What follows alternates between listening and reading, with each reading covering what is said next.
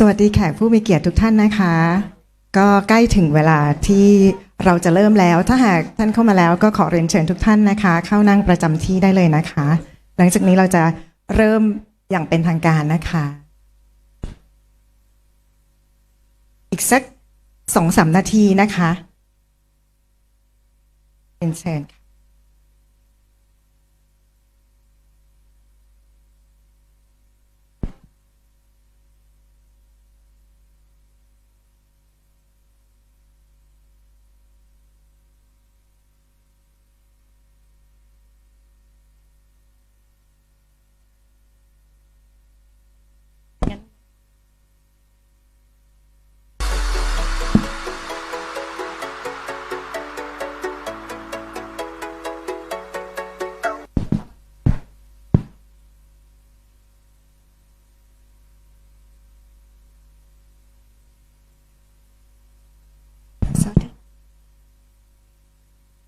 สวัสดีแขกผู้มีเกียรติทุกท่านนะคะหลังจากนี้ก็จะเริ่มเข้าสู่งานนะคะก็จะขอเปลี่ยนเป็นภาษาอังกฤษทั้งหมดนะคะ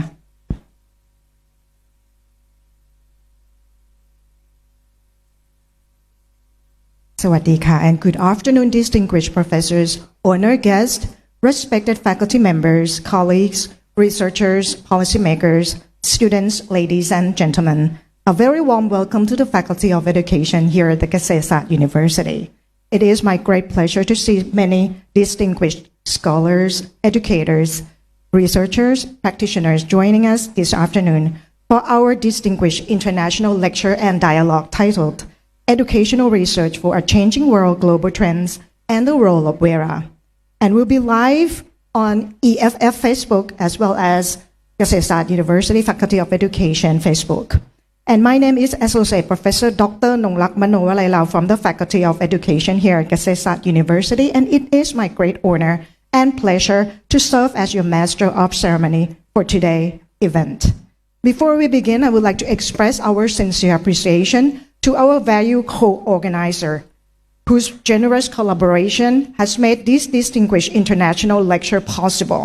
Our heartfelt thanks go to the Equitable Education Fund,and the Office of Education Council for their invaluable partnership and unwavering commitment to advancing educational research, policy dialogue, and international academic collaboration.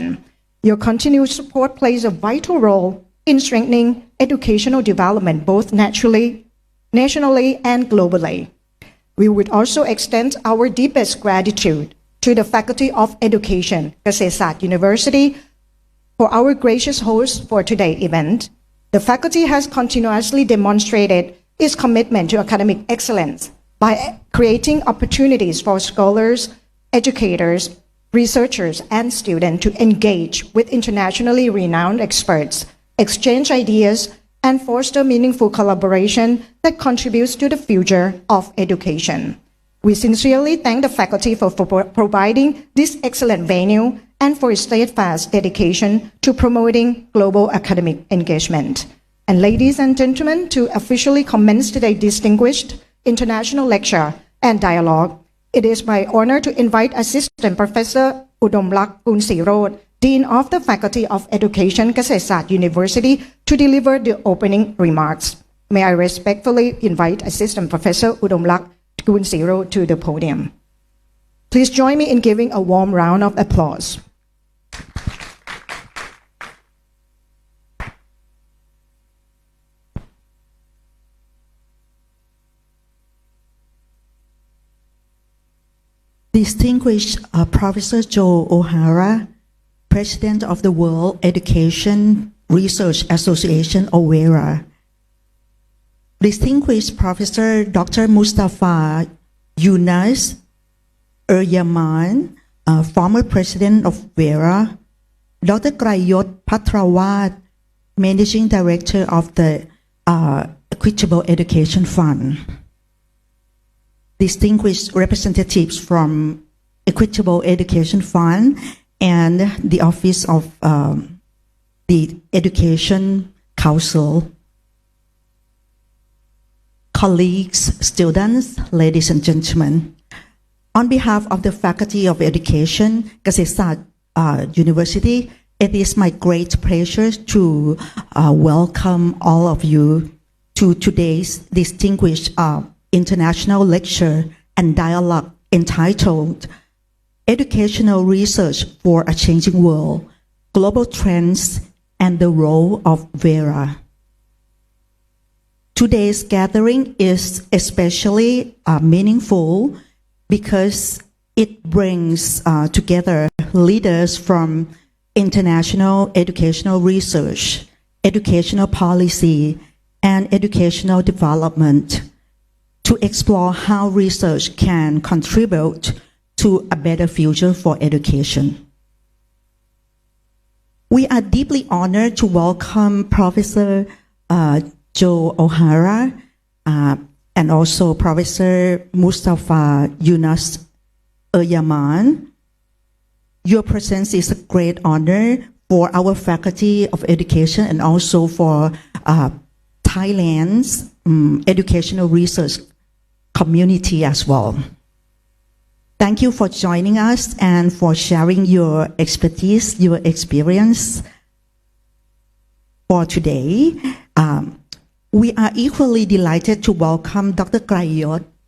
Actually, Dr. Krayot is also our alumni at Lab School, and we are very proud of him. I would say that the Faculty of Education has enjoyed a long-standing and productive partnership with EEF for a long time, and today's event represents another important milestone in our shared commitment to educational quality, equity, and research. I also would like to express our sincere appreciation to the Office of the Education Council as well for joining us as a value partner for this event. Today, education is facing unprecedented challenges. Artificial intelligence, digital transformation, climate change, and growing educational inequality. All of them are reshaping the way we learn, the way we teach, and the way we conduct the research. No single institution or country can address these challenges alone. They require global collaboration. They require shared knowledge, and they require strong research partnerships. This is why the work of WERA is more important today than ever before. At the Faculty of Education, เกษตรศาสตร์ University, we believe that educational research should not only help us understand the world, but we also hope that it should help us to transform the world as well. Through collaboration with partners like WERA, the Equitable Education Fund, and the Office of the Education Council, we hope to contribute not only to educational development in Thailand, but also to global educational community as well. I sincerely hope that today's dialogue will inspire new ideas, meaningful collaborations, and lasting partnerships that will help shape a more equitable, innovative, and sustainable future for education. Finally, I would like to express my sincere appreciation to our distinguished speakers, our partners and organizing committee, and everyone who has contributed to making today's event happen. Thank you all for being here. Thank you all the audience today. I wish you an inspiring and enjoyable afternoon. Thank you very much.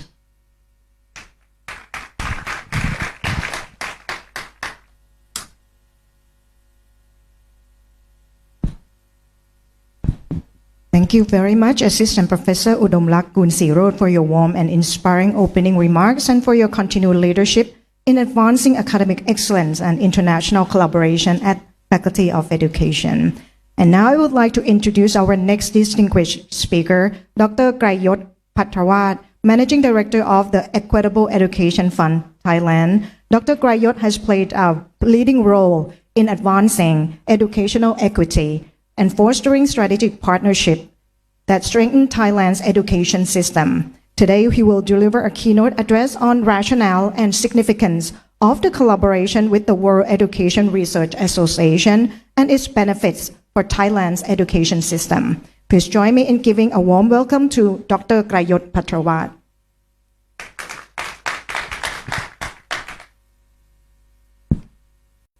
Thank you, dear Professor Udomlak and Faculty of Education Executive, colleagues from Education Councils, EEF, and all the graduate students and people who watch from online. I just would like to spend about 5 minutes to share my sincere appreciation for the Faculty of Education. My previous home was just nearby here as a Ksat Sat University Laboratory School.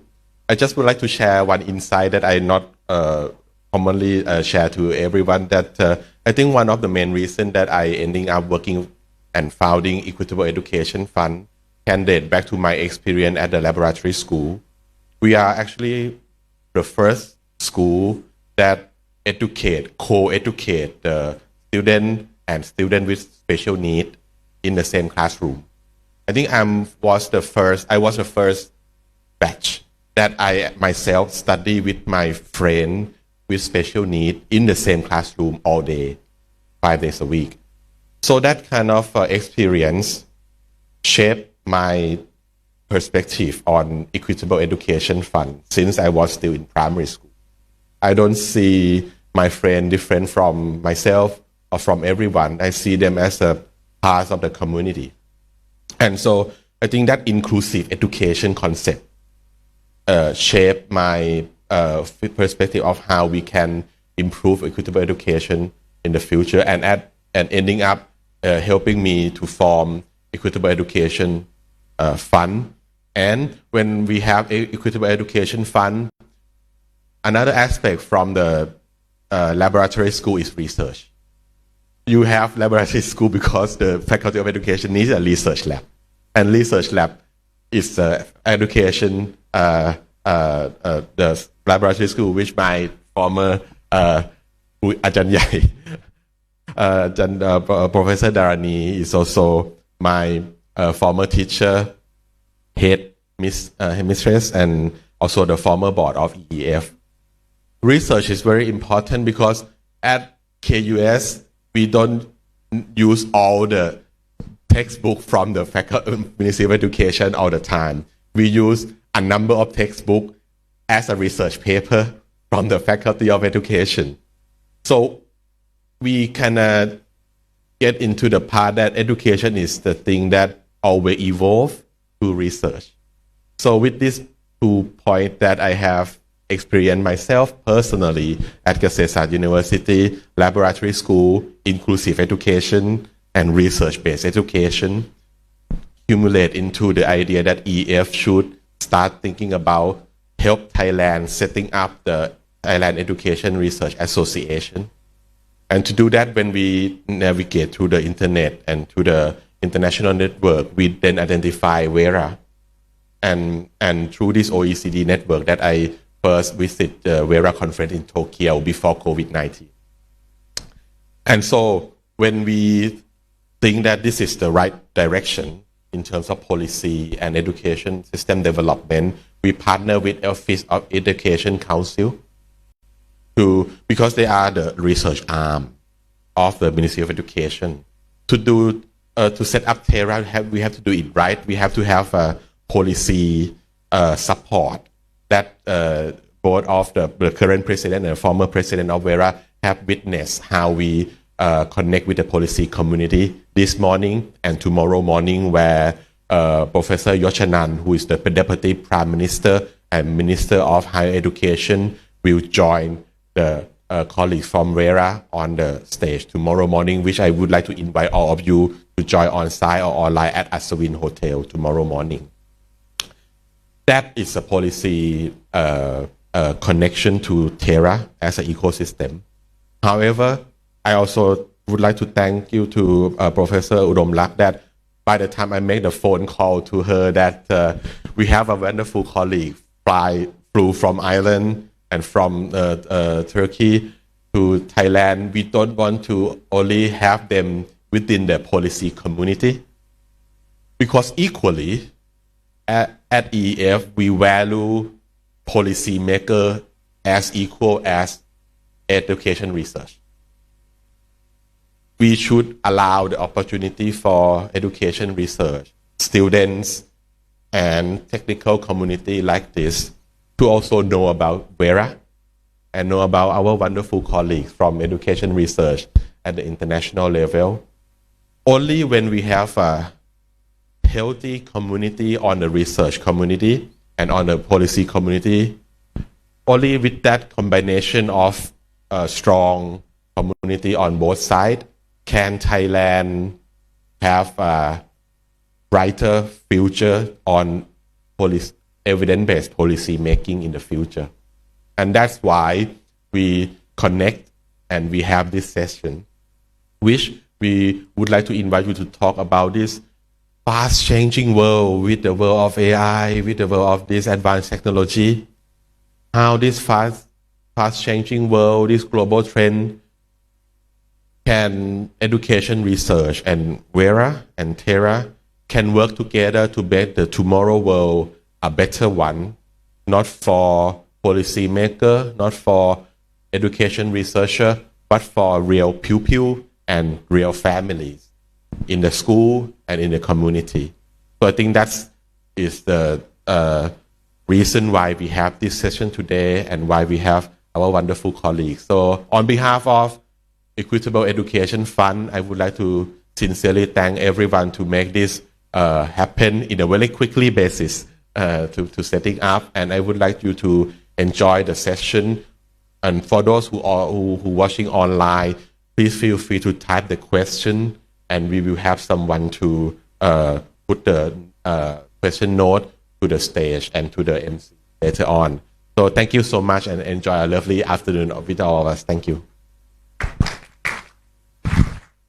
Thank you very much. It is wonderful to hear that Dr. Grayot mentioning our inclusive education has been done here in Thailand long before many schools have implemented them. And he is also the first batch with special needs students since primary school. And this is wonderful. That is why it is resulted in the direction of equitable education, consequently move this far forward, and has also been the reason for setting up special research network with global stands. And now before we continue with our keynote program, I would like to take this opportunity to commemorate this special occasion with the Dean present the token of appreciation to our guest speakers. May I first invite the Dean to the stage, and I would like to have Professor Joe O'Hara on stage to accept the token of appreciation from our Dean. Thank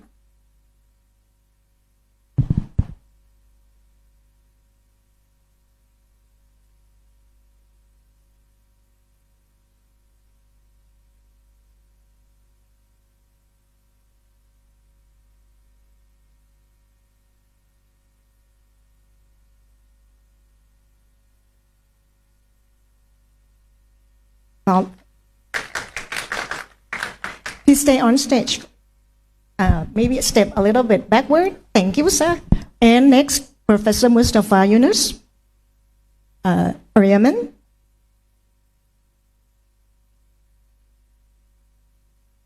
Our Dean is sneak peek of what inside.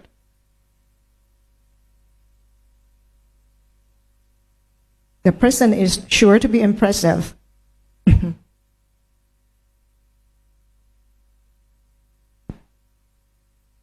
Next, I would like to have Dr. Grayot Patrawat on stage, please.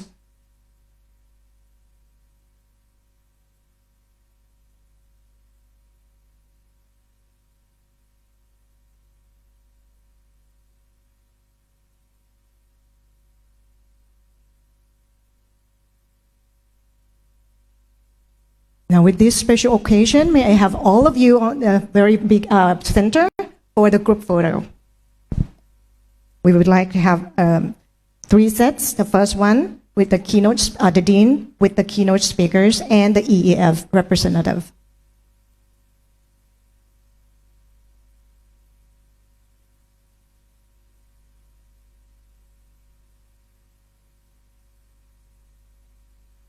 Next, may I have associate deans of the Faculty of Education along with dean, so she will not be too lonely on stage. ใช้เวลาสักครู่ในการถ่ายภาพนะคะ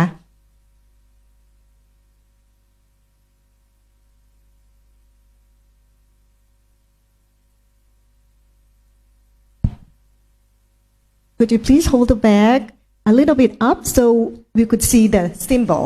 Great. Awesome.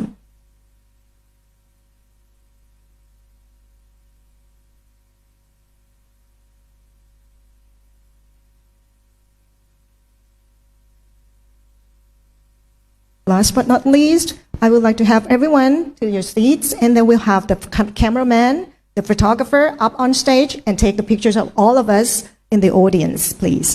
ขอเรียนเชิญท่านช่างภาพที่บนเวทีนะคะแล้วก็ถ่ายภาพลงมาให้กับเห็นทุกท่านนะคะเรียนเชิญค่ะ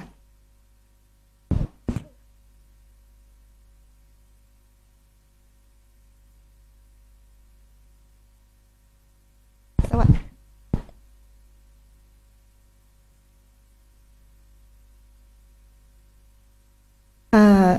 ด้านหลังอาจจะมองไม่เห็นเพราะฉะนั้นขออนุญาตเรียนเชิญทุกท่านยืนนะคะ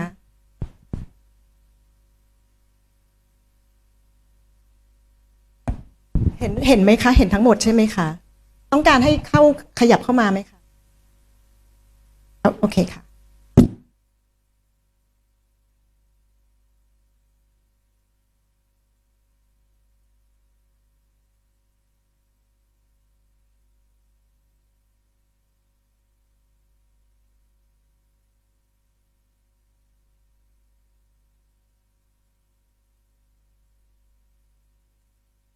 มันเป็นทางการไปนิดเราขยับขยื่นสักหน่อยนะคะ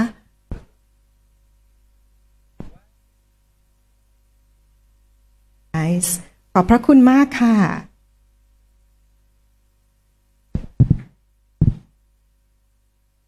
It is now my pleasure to introduce our first distinguished speaker. Professor Joe O'Hara is the president of the World Education Research Association and a globally recognized scholar in educational leadership, educational change, school improvement, and teacher education. Throughout his distinguished career, Professor O'Hara has worked extensively with governments, universities, and international organizations to promote high-quality education, research, and evidence-informed policy around the world. Today, Professor will share his insight on the topic of educational research for a changing world, global trends, and the role of WERA. Professor Joe O'Hara is a full professor of education and a member of the School of Policy and Practice at Dublin City University Institute of Education.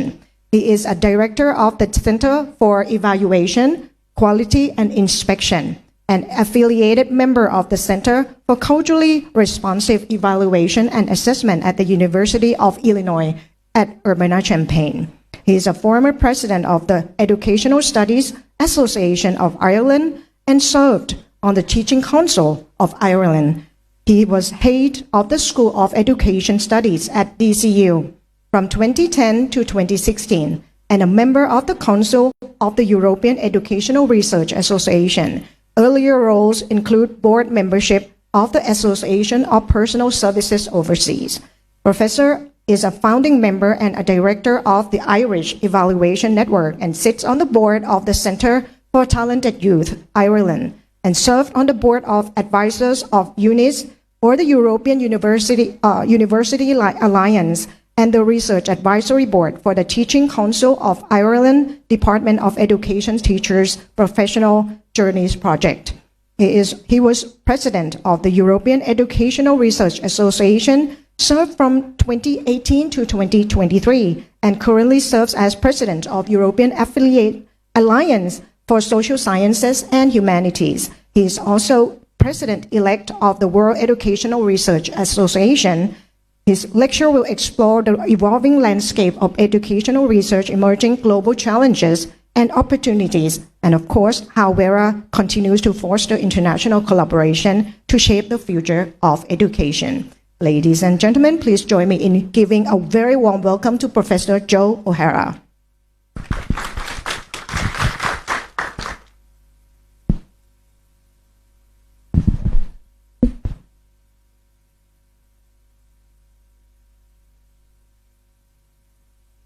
Good afternoon, colleagues. Can I begin by thanking the Faculty of Education for your welcome here?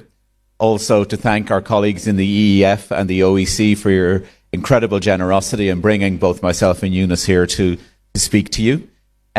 We've had an extraordinary visit to Thailand. We've had an opportunity to engage with educational researchers and policymakers from across the whole spectrum within Thailand.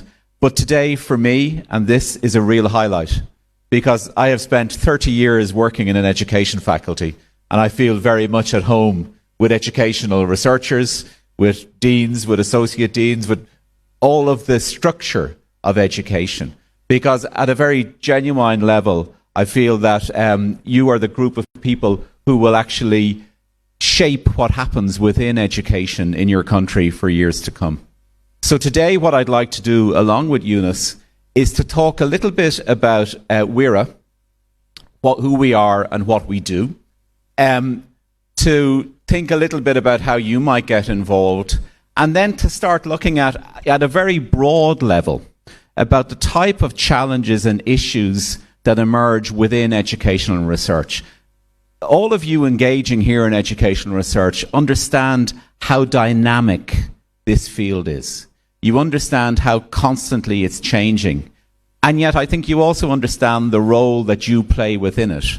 And not only the role you play individually, but the role you play collectively, which is why the idea of networking and working together in a National Education Research Association and working together in a global research association is so important.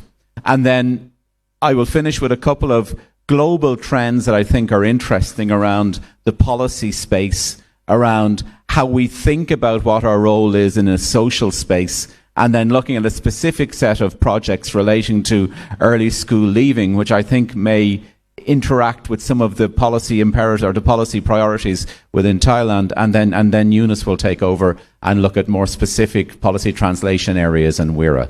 So that's the broad shape of what I'd like to do, and we'll see how much we can get done. To start with a little bit, those of you I'm sure who have heard of WERA but are not necessarily sure about what we are, we're an association of associations. We were founded in 2009 in San Diego in the US, and we're interested in developing capacity in education and educational research at a global level. So that's why we exist. We want to develop the capacity to do education, but also to develop the capacity to have education research used globally. And to us, that's two critically important parts of what we're trying to do. You can see here our global footprint, and you can see here the extent to which we have grown over the last 16 or 17 years. We now engage with colleagues from 101 countries worldwide. And we've engaged with them in terms of our conferences, in terms of our publications, and in terms of engagements and meetings like this. And I think it's an important footprint for us to see how and where we're trying to develop. Within that, as we call our WERA family, we have critical elements and critical aspects of what we are and what we're trying to do. And those critical elements involve associations, institutions, and individuals. And at an association level, we can see all of the groups we have there. And tomorrow, PERA will be joining us as officially launched, the Thailand Education Research Association. At an institutional level, EEF has been a member of our council for the last number of years. And this is very important to us because our understanding of the way in which educational research can influence and can develop and can impact on practice and policy happens in the dialogue between the global and the local. So this dialogue is central to what we do. So we seek to bring global ideas and to look at global trends, but to have them informed by local contextual knowledge. And that's why the foundation of the Thailand Education Research Association tomorrow morning is so critical for us. Because it means that within our understanding of what it means to do educational research, the concepts and the contexts and the knowledge and the research and the ideas that you individually and collectively develop will become a core part of what we're doing. So we will bring, or your colleagues will bring what you do to us, and hopefully within the dialogue that we will then develop, our understanding of the power and the purpose and the way in which education research can impact in education will be enhanced. And that's the plan, and that's how we see this happening in a very meaningful and real way. So that's our structure, our global structure. And we can see the way it works in between networks, individual members and institutional members. Just to show you where we are. I don't show this just because I like looking at my own photo. I also show it because it gives you an idea of the global geographic spread of where we're actually from. So I'm from Europe. Our past president is from Africa. Our vice president is from Asia. Our next president will be from South America, and our secretary general is also from Europe. And Yunus, our immediate past president, bridges both Europe and Asia, being from Turkey. So I think we really have a sense of the importance of the global within this, and hopefully that helps contribute to what we're trying to do. In terms of what we do, and Yunus will talk about these in a few minutes, and some of these in a few minutes, we have meetings, we have networks, we have visiting researchers, we have mentoring programs, and we have publications. So we try and engage in a whole range of relevant academic activities in order to encourage individuals at all stages of their professional careers to get involved. So a core part of what we do, and I think this may be relevant to those of you working in the graduate education space, is the Doctoral and Early Career Research Network. And we can talk, I think Yunus will talk to that later on. So that's a critically important part of what we do. We also have research networks where we encourage people to do new things in education and to come together in an international way to try and address issues. And then we have the meetings that we try and continue. So we can talk about a little bit those later on as well. So what I'd like to do in the context of maybe the 35 minutes I have with you is to think a little bit about why do we get together in educational networks? Why do we create these types of relationships and structures and communities? What do they actually do, and why are they important? And then how do they connect with the type of research that you do and you wish to do? So, as you would have heard from my introduction, I seem to have spent most of my life involved in educational research networks, locally in Ireland, in a European setting, and also in a global setting. And I think most of us here are part of these. And these are done externally to our professional lives and externally to our research lives, our student lives. So why do we do this? What is it that's important in the context of our own work that makes sure, or that encourages us at the end of busy days to get then involved in other networks on a voluntary basis? And I've been trying to understand this, and with some colleagues, for the last number of years. And I suppose what we would try to argue is that learned societies, the thing that will be formed tomorrow in Thailand, the structure that we have within WERA and within other organizations, we sort of work on three specific areas. We have an infrastructure where we facilitate groups of researchers to come together to share ideas. And that's very important. So we create a structure that's around conferences, publications, blogs, whatever it is we decide to do. We then have the community aspect. And the community aspect is critical because I think what I've learned over my professional career is that none of us is an island. None of us does research on our own. None of us can make meaningful change just by sitting down on our own and engaging in research. And in some ways, this is a bit of a challenge to the traditional idea of the research scientist who goes into a place, spends a long time sitting on their own, and then comes up with a great idea. I would argue that in the type of area we work in the social sciences, in education, our type of research is more effective when it's collective. Our type of research does more when we work together as a group with others. And that's a critically important aspect of that. And the third thing we do is we mediate. Learned societies mediate between what we know and what we do and what we understand and what we research and the wider community and the wider sphere of people who are interested. And that can be policymakers. And that's one of the really interesting things. I think this morning's session was fascinating to see the way in which the policy community is so engaged with educational research within Thailand.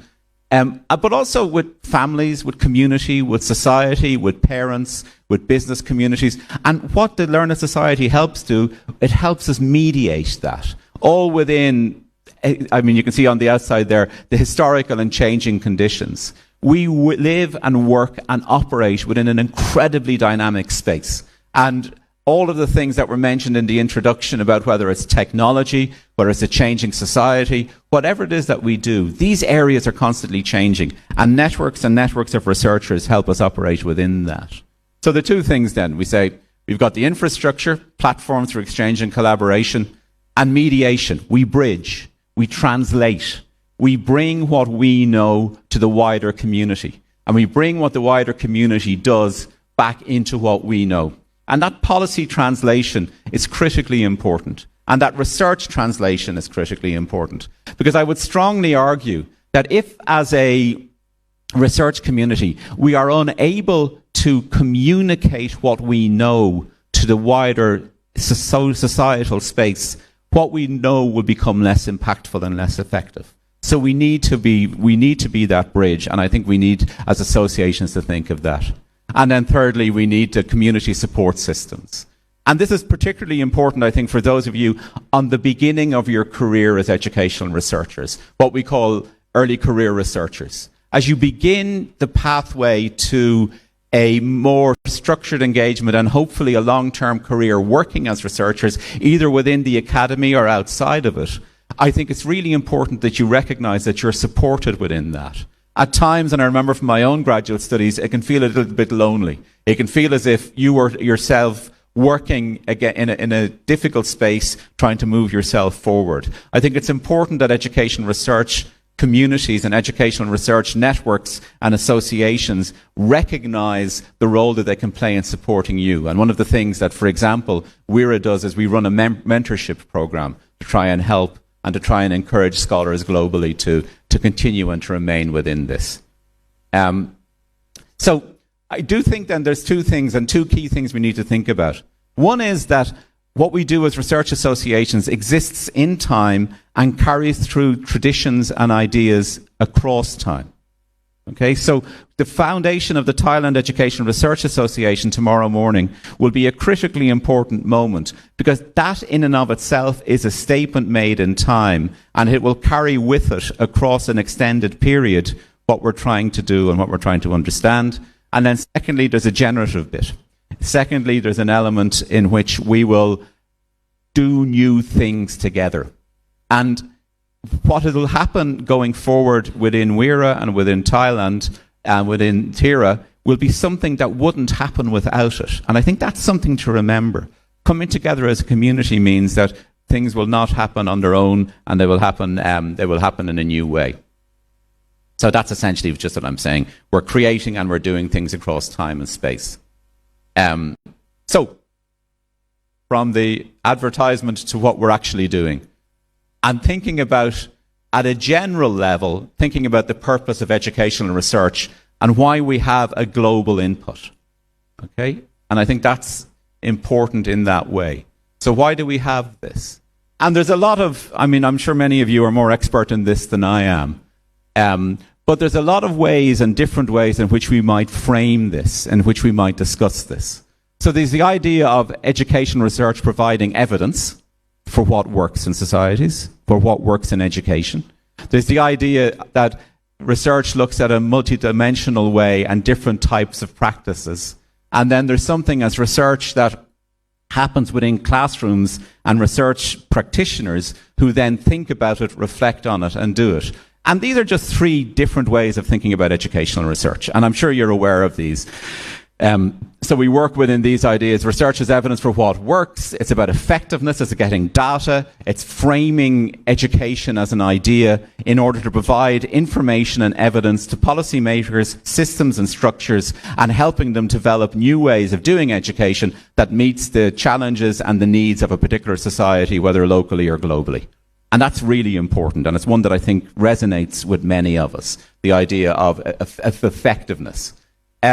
The second one is the idea of applied research.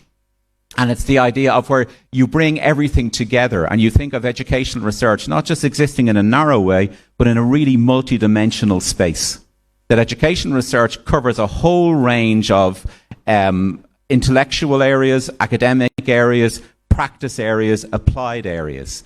And within that, you need to think of education research as a very dynamic area. So in my own initial training in education, we used to talk about the disciplines of education: psychology, philosophy, sociology, history, methodologies, and practice-based research. And that's what made up education. It wasn't just one thing. So you could be an educational sociologist, but you were just a subset of education in general. I think that's another interesting way of looking at it. And then over the last, particularly since the mid-1970s, but really more so in the 80s onwards, there's been the idea of research being connected to practitioner research, a critically important element. And this has been hugely influential in different parts of the world. The idea that research emerges from practice, and that if you want to fully understand the impact of any research intervention, you talk to the people who are engaging in research practice and you encourage them, train them, work with them, and allow them engage in research and give them the skills, the opportunity, and the platform to discuss this. And that practitioner research has been enormously impactful. So most systems think about research across this way. But I think one of the things that's been missing for a long time in education has been the necessity to think about educational research beyond just your own local context. And I think this is where WERA comes in. And I think this is where the ideas of transnational and international global research institutions come from. So there's some very basic ideas about, well, why do you look at global perspectives? Why do we have a global understanding of education? Why do we think about education globally? There's a simple one that you can actually sort of, if you study what another country does, you might learn something. You know, if somebody has done something in an area that you're interested in, maybe you can learn from that.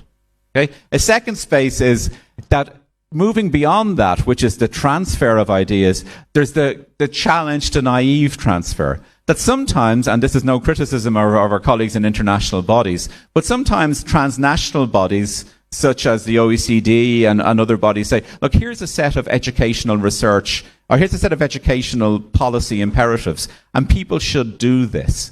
And they might make sense at a theoretical level, but you also need to have that local pushback, that local understanding. What happens in the context where we're working and where we understand what's important, and what can we bring to that? And I think that's where things like the Thailand Education Research Association operates. And then the third element is, how do we know who to count about, how do we know, what type of educational research to value? And it is just a fact of life that the majority of educational research that's cited and noted and worked with internationally comes from the global north and comes from people who speak English as a first language. That's where the majority of research comes from. And that in itself is naturally narrowing the space in which we draw on in terms of our understanding of what we do and the intellectual capacities of what we're trying to do. Okay, so that's a third element. So that's why a global thing happens. So what I would argue then, when you bring the two threads together, is that we need to look at the purpose of research. So we need to ask ourselves, what is legitimate educational knowledge, and who actually gets to ask and answer those questions? That's the first point. The second point I think we need to look at is think about what's the contextual impact of your knowledge when you come to talking about education and educational research. So what do you bring from your own particular context that will help shape and challenge what you're hearing at an international level? And then I think fundamentally it opens the question. I think this is a question that WERA as an association is constantly trying to reposition and refocus and use, which is, what should educational research be for? And most importantly, whose knowledge counts within that? So who is entitled to make claims about research? And who is entitled to talk about educational research? And what gives them the right to do that? And how do we challenge the hegemony of the traditional voices who dominated? And how do we bring new voices? And to us, that's where organisations like TIRA and the EEF and other organisations that are involved in WERA are so important. So, there are some themes then that I'd like to talk about somewhat quickly. The first one is, at a global level, there's an ongoing challenge about how do we translate what you know, what I know, what we know, into policy. Okay? And this is everywhere we go. Every single system we have, whatever topic, whatever area we're working in, we spend years working in a subject area, we know something about it, and then a policy emerges that doesn't really match with what we know. So where's the disconnect there? How do we connect those two? And I think they're very important questions. So part of the challenge, and we've known this for quite a long time, this goes back into the mid-1970s or the late 1970s, part of the challenge we have is that there's two communities when it comes to the translation and use of educational research. There's the researchers and policymakers who operate sort of separately. Researchers talk about rigor and peer review and time and length and deep engagement and many years of practice and many years of engagement, or even just an extended period. It doesn't have to be many years. Whereas policymakers quite often they need quick answers that they can implement quickly because it's a quick problem. And these communities are just, there's a structural gap there. There's a structural challenge in how do you translate that what we develop as researchers across an extended period into knowledge that's useful and applicable in the very quick policy space, okay? And one of the challenges and one of the things I think we have to acknowledge and be aware of is that just because our evidence is good and just because we know it's good, it doesn't necessarily move policy. Because policymakers have many other challenges that we don't face as researchers. So that's the first thing to think about. If we think about research, how it's actually used, and this is quite interesting as well to think about how we use research. Sometimes it's used as it's meant to be on the instrumental level. Okay? So there's a direct application to a specific decision. There is an issue we need to look at, and the researchers go, okay, we'll use that immediately. Sometimes it's at a conceptual level, that you talk to policymakers over an extended period of time and you shape the way they think about an issue.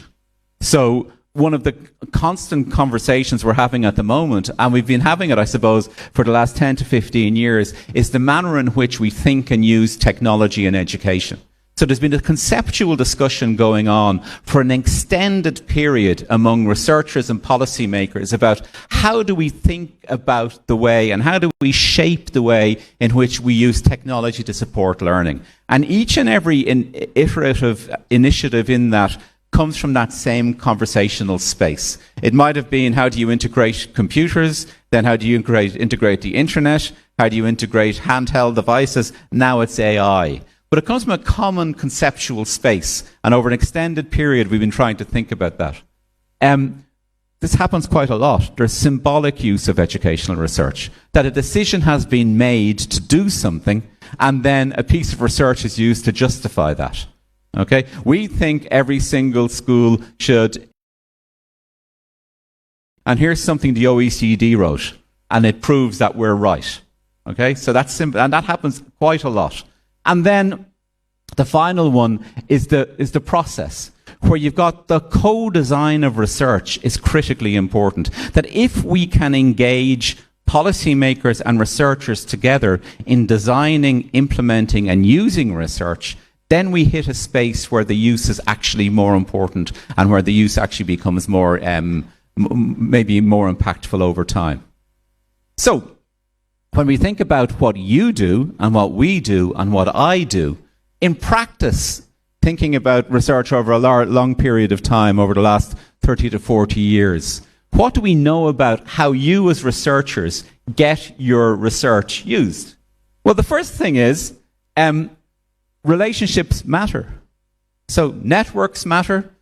Networks among yourselves, networks with your colleagues, networks in your university, networks in everything you do are critically important. So you want to be involved in the Thailand Educational Research Association. You want to be engaged with the World Educational Research Association. Whatever your disciplinary network is, you want to be involved with that. You want to develop relationships with policymakers, with colleagues, with everybody you can, because that's how you get things done. It's not just the quality of your evidence, it's the quality of your relationship. The second thing is that policy windows are narrow. Okay, that specific things that people need to know are quite narrow at times. But what you want to do is that you want to try and create a situation where you as a researcher are part of this dialogue and your relevance remains over multiple cycles. So it's not just one study, you're doing multiple studies. You keep your research, you're either focused on an area or you're expanding your area, but you're constantly trying to do new things so you can continue to engage with changing policy windows. The third thing I'd say is that boundary-spanning organisations, like the Thailand Educational Research Association, like other associations like this, are very good vehicles for transmitting research. That while you yourself as an individual researcher in an education sphere can produce incredibly high quality work that allows you to present to your academic colleagues in a peer environment and perhaps to influence something, you'd be far better if you're working through an organisation, and you're far better if you're working with colleagues to do that. And in some ways, the gold standard of what you want to try and do is co-production. If you can engage in a situation where you're developing research that's working with, through, under, over, whatever you want to decide, with policymakers, that's the type of research that will be used. So co-design, co-production is absolutely the way if we can do this. And again, it's why having colleagues like the EEF involved here are so critically important, who are these bridge, and they do things like that. I don't want to spend too much time on this, but I'd like to give you a quick idea about how this might work in practice. At the moment in Europe, we're involved in this huge budgetary thing. So there's the European Union budget for the next 6 or 7 years is being argued about at the moment. And as part of that, there's this thing called the European Competitiveness Fund, which is about 409 billion euros. And underneath that, there's a thing called Pillar 2, which is for research. Horizon Europe, which is 175 billion. Part of that, you've got research for society. And this tiny little thing in here, 8 billion euros, that's where educational research fits. Okay? So from an overall competitiveness fund of nearly 500 billion euros, you get research relevant to what we do that's 8 billion. So a tiny percentage. Those of you economists will work that out very quickly what it is. But it's still important. 8 billion euros is still a lot of money to look at. And so this is the society window. We're looking at about 7.6 billion euros in this. And what we're trying to do is, and what's trying to happen is that within Europe, educational researchers and social science researchers are trying to make the case that what we should be doing is changing the way in which we look at education. That education, if we're going to talk about what's going to happen within a society, education should be a key part of that, because that's where the vision and the understanding and the capacity to transmit the core ideas that are important to our society happen in the education space. And how do we try and do this? How do we try and make a case in a budgetary framework and a budgetary society that's focusing on economic issues and competitiveness and different elements of what European policymakers think is important? How do we as educational researchers come along and say, we'd like some money, please? So how do we do this? Well, I would say we do it in 3 ways. And I think we do this. WERA works in this way and education research associations work in this way. We provide evidence. So if we're going to go into a policy space and say, we want to get resources to do educational research, we have to have evidence of why we need that. Okay, so we need to have data, we need to have evidence, we need to have information. We need to be able to say, this is what we know, and this is why we should be supported. We also need to lobby. There's no point in us telling each other that we're great. There's no point in us sharing with each other how good we are and what we know. We need to actively get out in the space and say, this is what we know about. So we need to push ourselves forward, and we need to organize. We need to create collective structures that allow us to develop and bring together who we are at a broader space. And I think that's very important. And this is, say, one way we've done this. So this is one of the associations I'm involved in, that the European Education Research Association is also involved in. So the evidence, what we did was we wrote this big document. We actually wrote something and said, if you want to say that, if you want Europe to develop in a way that is democratic, that values inclusion and looks at the common good, here's our proposal. It's evidence-based, it's supported by research, and this is what we're trying to do. So you present that. Look. And obviously nobody wants to read that slide, but that one is better. It was okay. The other bit just said, you produce the evidence and then you actually put it into practice. And you say, this is how it can change. So if that's it at a theoretical level and a practice level, the final thing I'd like to talk about then is how do you translate from evidential statements saying support our research to actually policy initiatives in areas. And this is a research project that was very impactful in an area that I think is of interest within Thailand in general since we've been here, which is looking at how do you deal with the issue of early school leaving, educational underachievement, and people not in education or training. And this is a critically important element of it. And I noticed as I was preparing here, this is something that the EEF ran last year within Thailand. I don't know. Obviously, blue screens aren't something that people like. That was also the minister who we met this morning, who's promoting ASEAN Zero or Thai Zero in terms of leading. Okay, so this is important, I think. Oh, and I'm gone now. And now I'm back to myself. Okay. Oh yes. Okay, we're back. Okay. So these are things then. If we think about where we've gone from the idea of why do we do educational research in the first instance. The secondly is how do we collectively do this in order to influence societal and policy areas in order to get funding.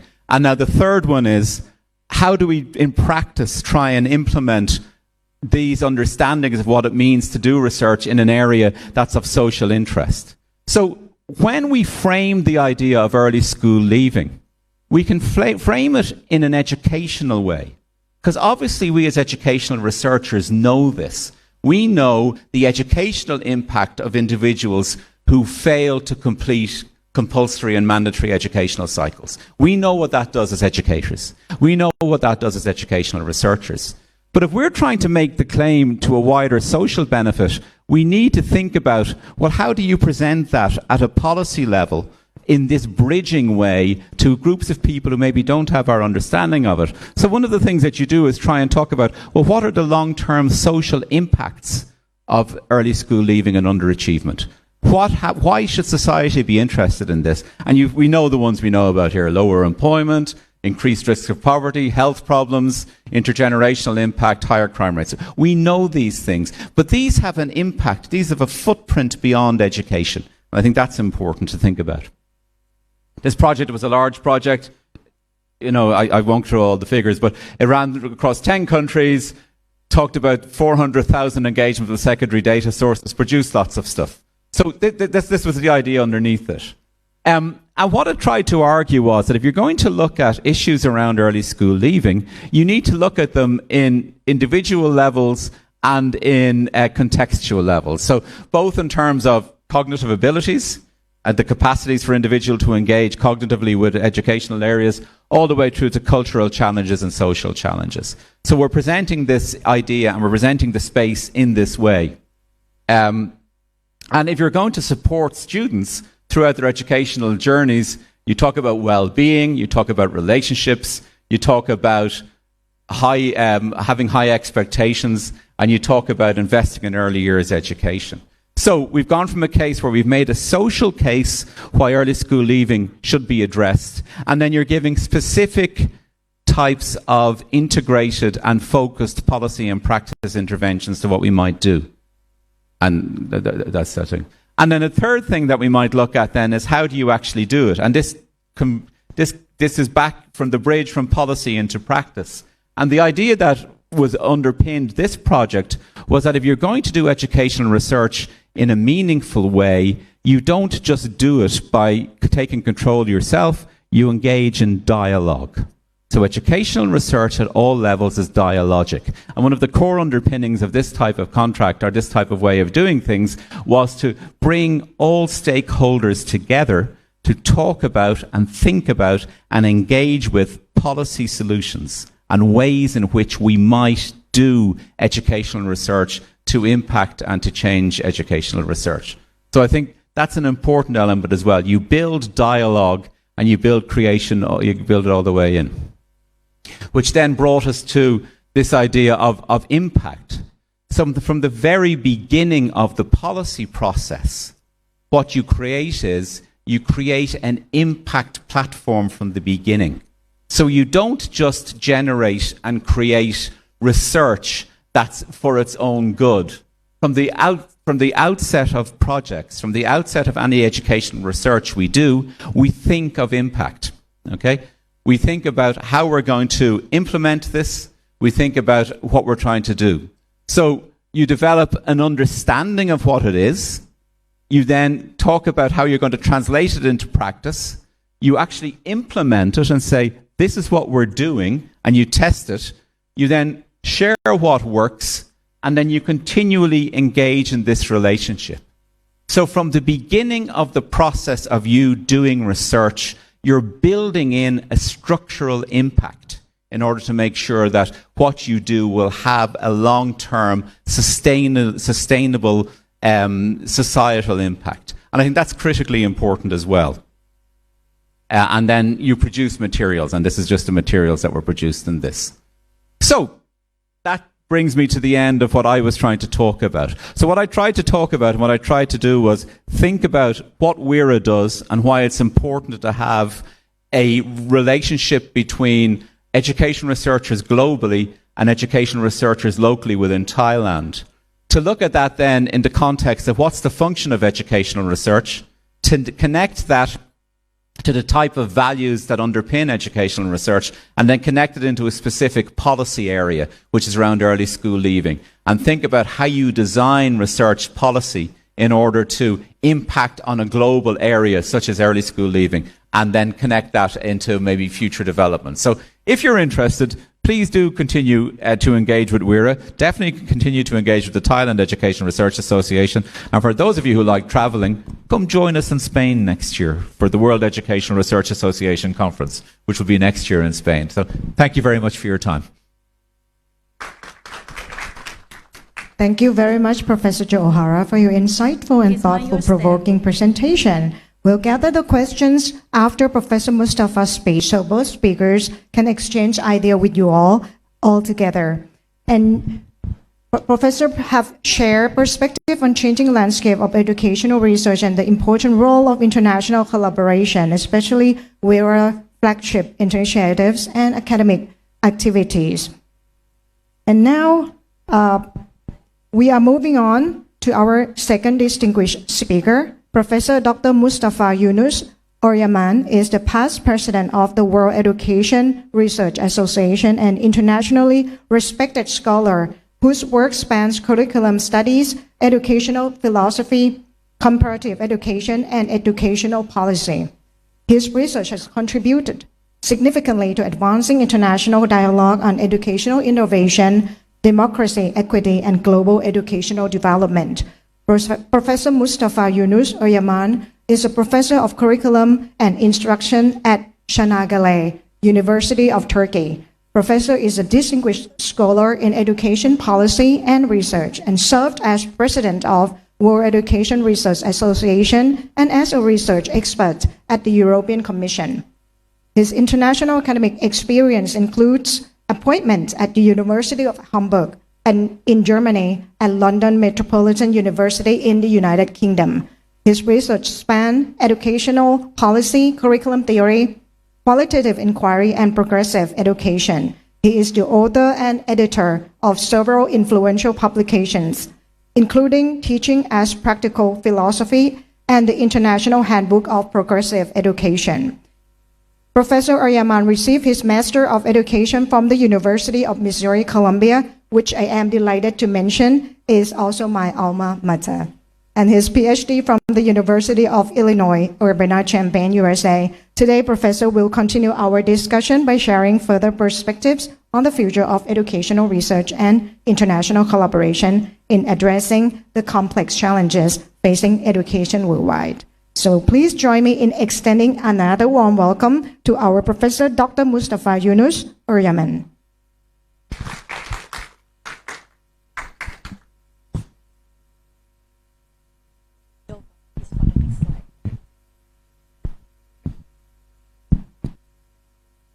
Yes. Hello, everyone. First, before starting my presentation, I would like to thank the Dean and Executive Committee of the Kasar University for organizing this wonderful meeting. I am glad to see that Cryos was able to organize an event for us to meet the education researchers. This is exactly that we want to have when we come to Thailand, because in the morning we had a chance to meet the policymakers, and tomorrow we are going to also meet the Deputy Prime Minister of Thailand. But this meeting is more important for us because we want to talk to educational researchers and early career scholars. Our dean told me that some of you are doing your masters and PhDs in the Faculty of Education at this university or other universities, I don't know, but therefore it's very important for us to show you how you can develop your capacity through Thailand Educational Research Association and World Educational Research Association. This is our website, theweraonline.org. The reason that I am showing this website is to make sure that you have an on-site perspective about how you can go and register to our programs. One of them is if you go to the About. Can you click on About? No, it's not the About. Programs, yes, programs. Can you click on the programs? Yes. And there is a Doctoral and Early Career Network. Can you click on Doctoral and Early Career Network, please? Yes, click on that. And you see that World Education Research Association has a specific network for early career scholars and graduate students. This is a very important network. The reason is that, as Joe indicated, that the capacity building is important. We need quality evidence. And as the next generation of educational researchers and educational leaders, you need to have the capacity to write great proposals, create quality evidence to inform policy and practice. How you can do it is that you can join this type of networks, join the activities and events of the doctoral and early career scholar networks, so that you will have the best knowledge about the best practices and best methodologies of educational research. If you go down a little bit, you will be able to see our representative. And as you can see, each association has one representation in our doctoral and early career network. Cryos, when you establish the Thailand Education Research Association, we are very appreciative of if you create a doctoral and early career scholar network and then appoint a representative, so that the educational research, doctoral and graduate students and early careers will have a representation in the World Education Research Association. We have also, if you go up, please, and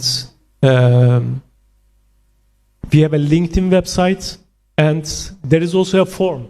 If you click on that form, and if you include your information and email address, you will get the details of our activities, and then you can join and participate in these activities of our doctoral and early career network.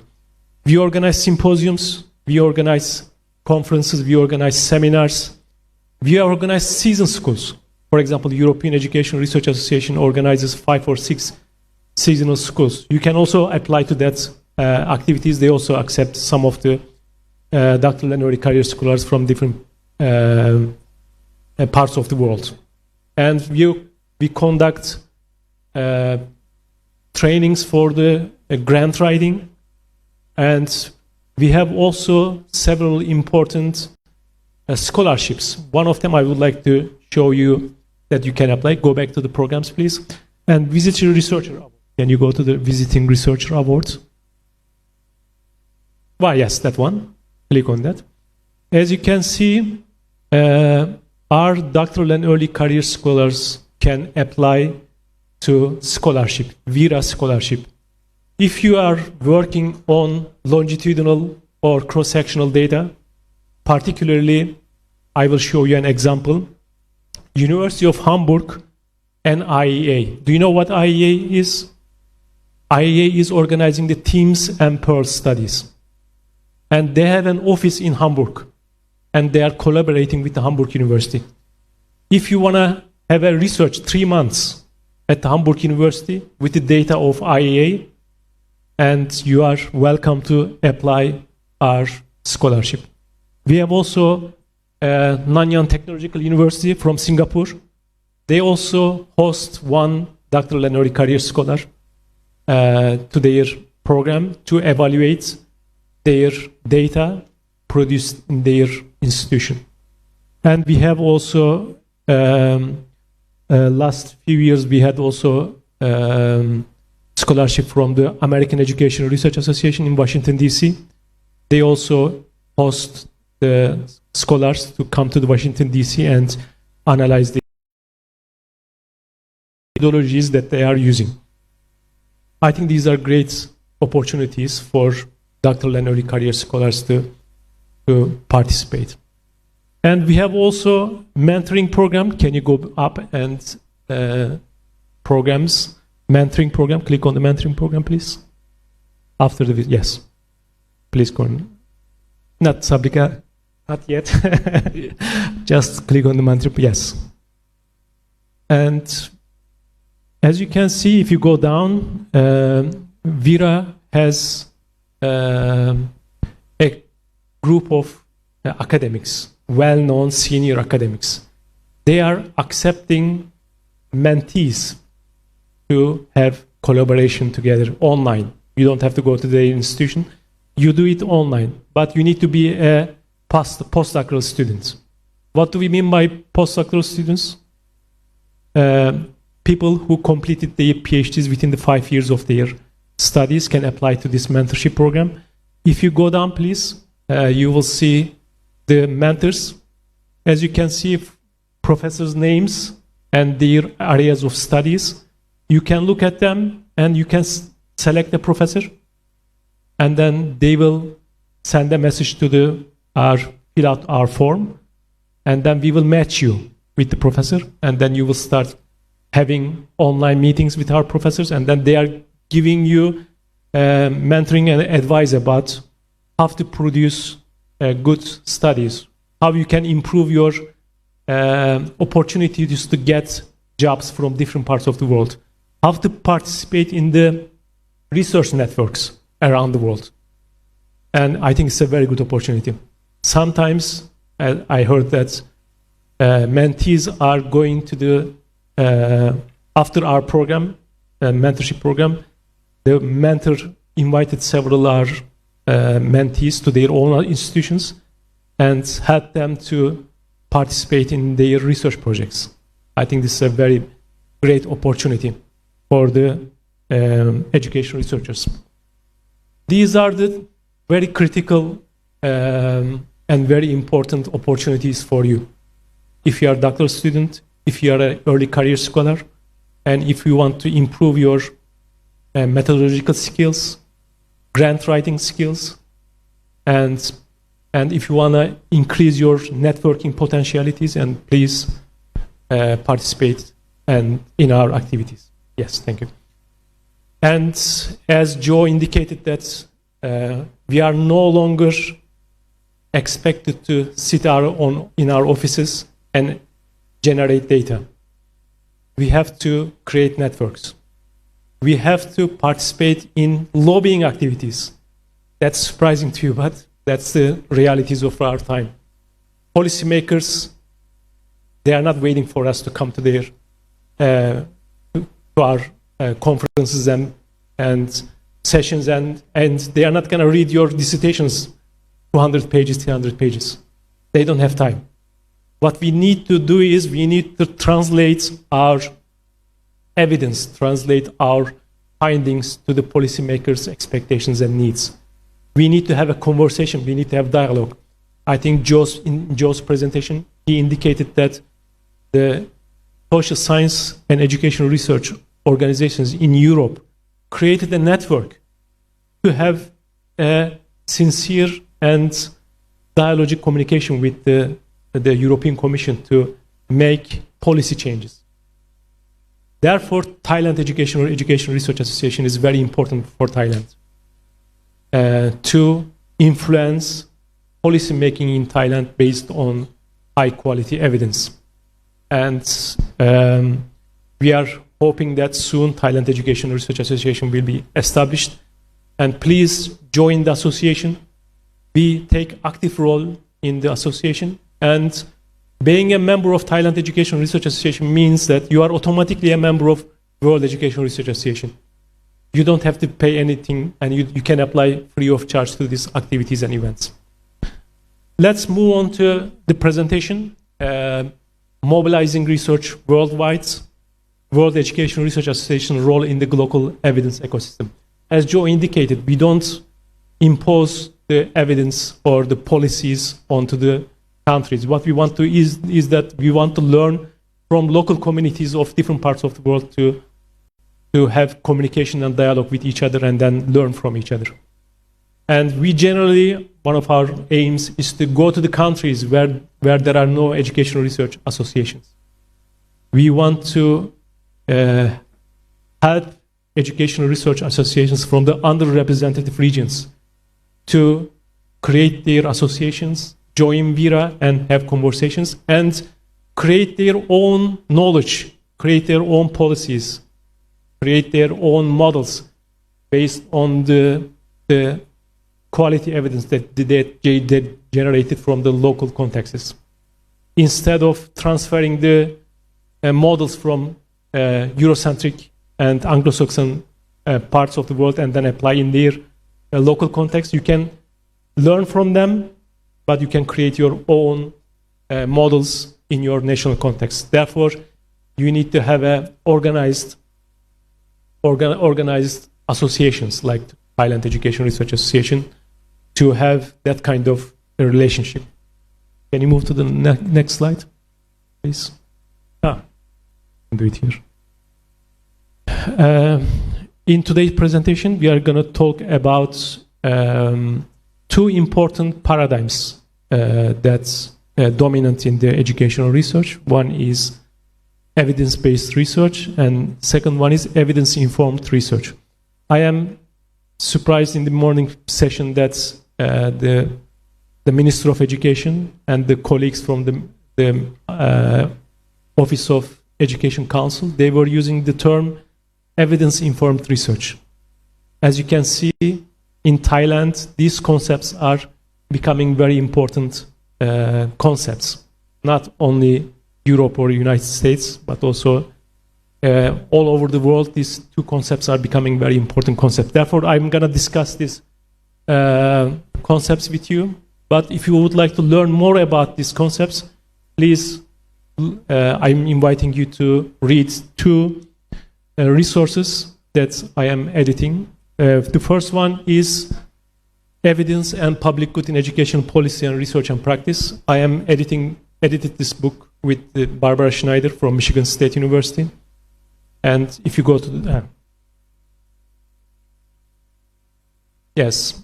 In this book series, in the book, we invited 24 contributors from OECD, US, Denmark, Belgium, Sweden, Finland, Singapore, Australia, Spain, Turkey, and Netherlands to demonstrate how in their local contexts, how they generated high quality evidence, and how they transformed the practices and policies in their national context.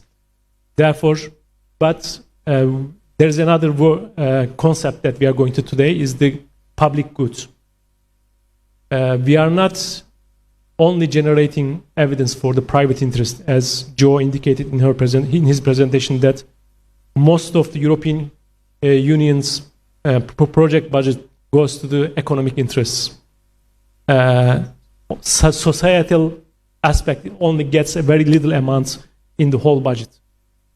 Therefore, as the educational researchers from Europe, we have an ethical responsibility to tell policymakers that public good is important, and public goods educational researchers can produce evidence to demonstrate that evidence can make changes for the public good in different parts of the world. And this book provides case examples and best practices of use of scientific evidence to improve conditions of societies around the world. The second book actually is a book series published by the World Educational Research Association. Barbara Schneider, Feris Levin, and Ingrid Gogolin, and I am editing this book series. In this book series, we invite academicians around the world. If you have data from 2 different countries, and if you indicate and demonstrate that your use of evidence supports public goods, you can submit your proposals to this book series. If you would like to get more information about the book series, please visit the website. And you are welcome to make submissions to write book in the series. And if you have questions about the book series, you can send me an email. Yes. When we look at the outline of my presentation, you will see that I will talk about 2 important paradigm in educational evidence discourse. One is evidence-based policy and research. The second one is evidence-informed policy and research. Then I will discuss how World Educational Research Association contributes to these discourses around the world about this concept of evidence-based and evidence-informed educational research. At the end, I will provide you a case example of one of the research that I am coordinating. The title of the project is Evidence-Informed School Evaluation and Big Data Research to Shape Future Schools. I will give you examples of how World Educational Research Association helped me and educational researchers around the world to come together to conduct this multinational project. Okay, let's have a dialogue. Please look at this cartoon and tell me what you understand from this.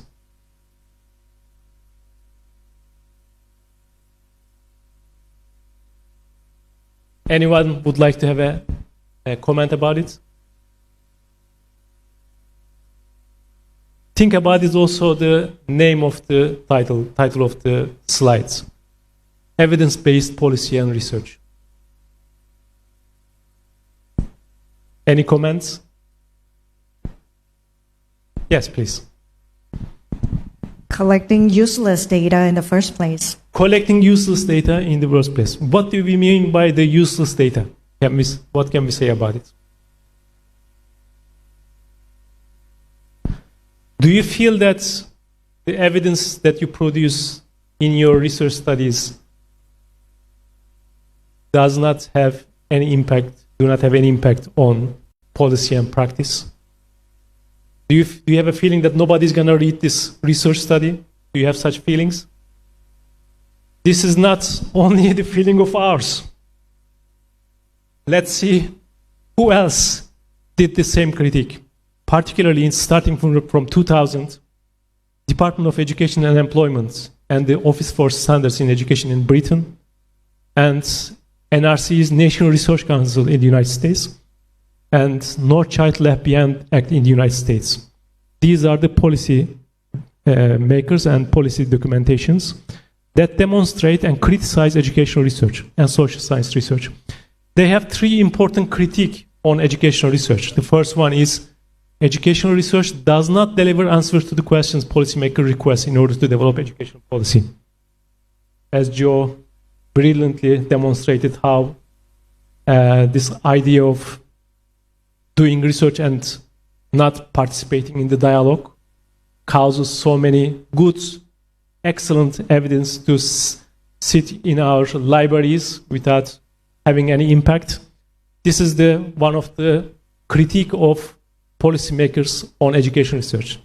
As you can see, policymakers are criticizing us. They are saying that your evidence that you produce in your research studies, they don't make any use for their policy developments. Yes, the second one is educational research does not provide clear guidance to the educational professionals to improve their professional practice. There's a gap between research and practice. This is another critique. The third one, educational research is methodologically inconsistent, fragmented, politically motivated, and non-cumulative. I think the last part is very important implications. I will tell you why. And it's very difficult to convince some of the supporters of an alternative view. I'm going to tell you about what do we mean by non-cumulative educational research. Let's see what happens. After these reports, there was a call for reforming educational research and practice in Britain and US. And as I told you that in this morning, I also heard it from your Minister of Education and the policymakers in Thailand. They are also using the same concepts in their conversations, saying that we need to have high quality evidence-based policy. What do we mean by evidence-based policy? United States, they generated institutions to make sure that educational research or higher education institutions produce high quality evidence-based research and policy. Particularly Cochrane collaboration as the representative of the field of medicine and Campbell collaboration of the social sciences. And in these reports and initiatives, you will see that randomized controlled trials were the dominant methodology accepted as the best methodology to provide high quality evidence. And particularly, let's look at and after these reports, institutions start publishing hierarchies of quality of evidence. And when you look at this pyramids of quality of evidence, what do you recognize?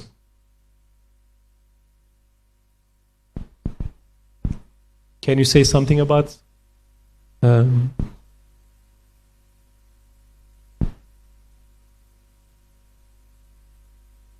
this is the Dartmouth College and Yale University's evidence-based method page generator.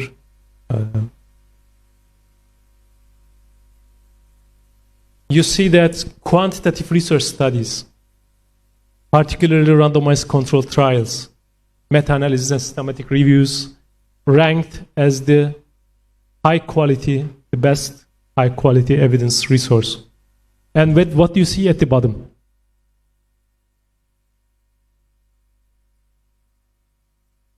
Case studies, qualitative research. They identified not all evidence-based movements. Some of them identified them as the least trustable evidence.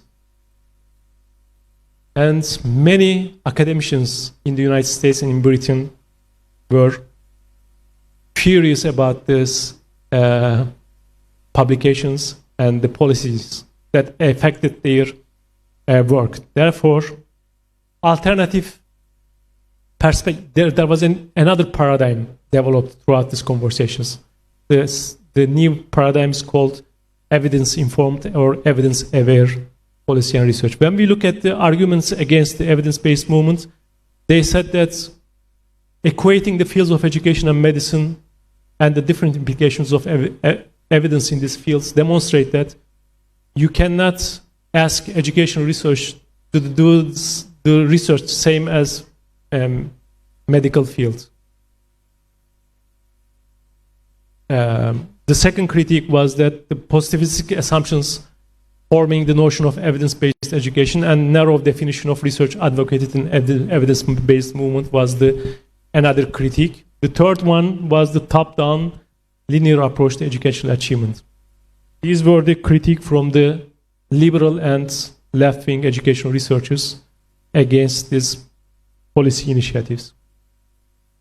As I said, that more nuanced approaches emerged, evidence-informed, evidence-influenced, and evidence-aware policy and research developed. And then the main principles of these approaches are that instead of developing hierarchies of evidence, as we have seen in the previous slides, we need to focus on evidence-informed practices that are sensitive to the different individual and professional perspective and context.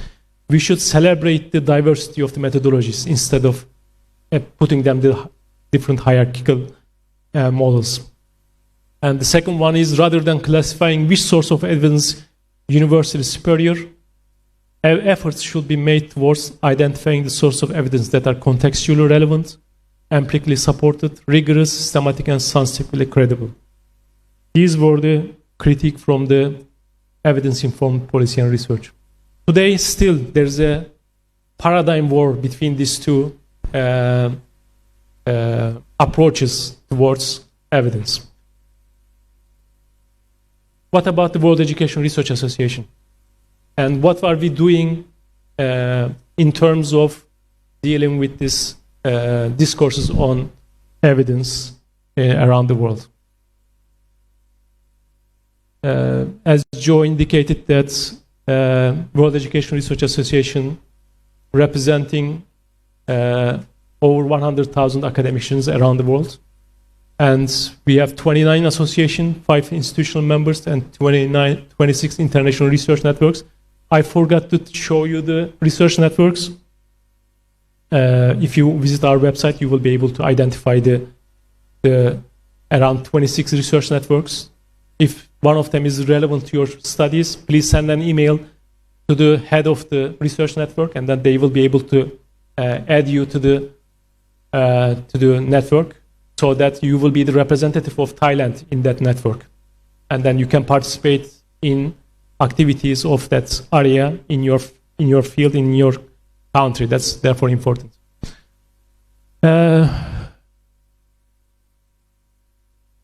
Joe already mentioned about these things, and then I will move on.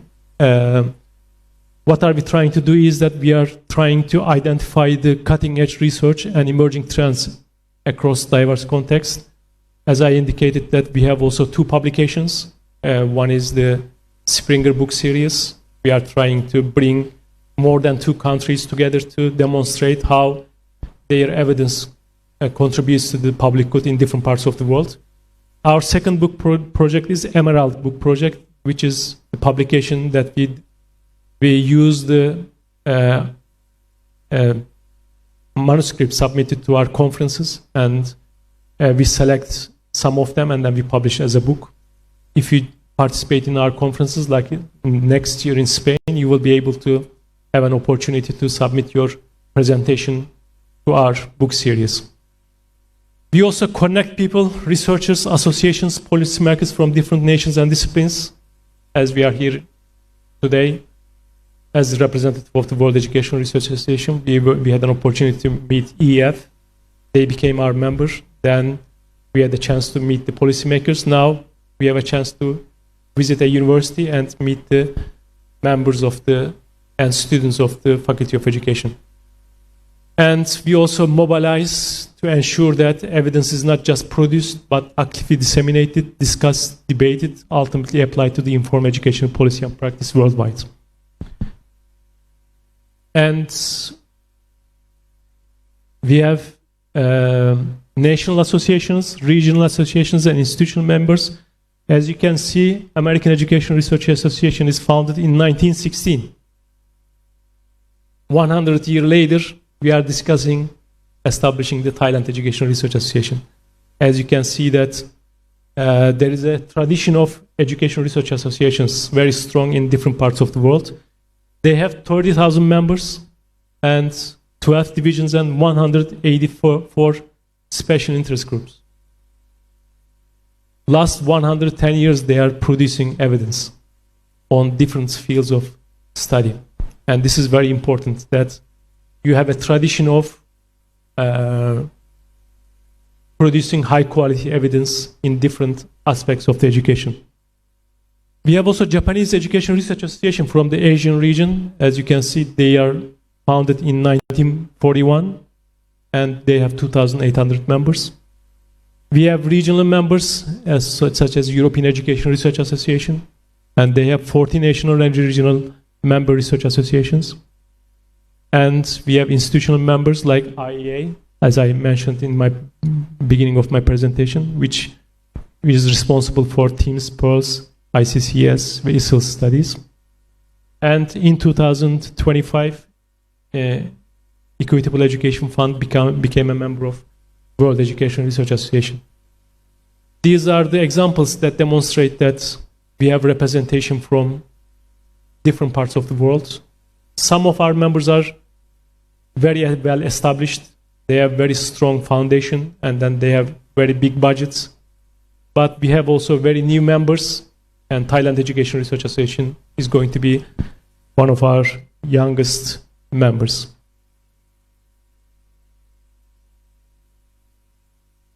With the participation of EEF to WERA, now Thailand educational researchers has opportunities to access to the global networks, and membership will enhance the research collaboration.